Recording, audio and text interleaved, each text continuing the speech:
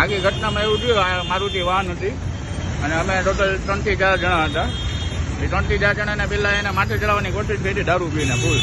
પછી અમે ચાલુ થયું આપણે આમ્રપાલી ઓવરબ્રિજની ઉપરથી અને આપણે એરપોર્ટ ફાટક પાસે, એરપોર્ટ ફાટક લગી અમે પીછો કર્યો એનો અને ને અમારી માટે ગાડી ચડાવી અને પછી અમે અહીંયા ભુવનેશ્વર પાસે પોલીસને કહેવાથી અહીં અટકાયત કરાવડાવી.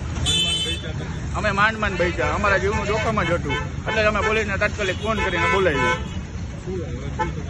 કડકમાં કડક હજી હમણાં બસનું બનાવ બન્યો.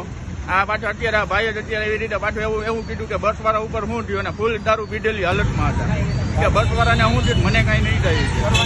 હા એવું કીધું, જાહેરમાં કીધું.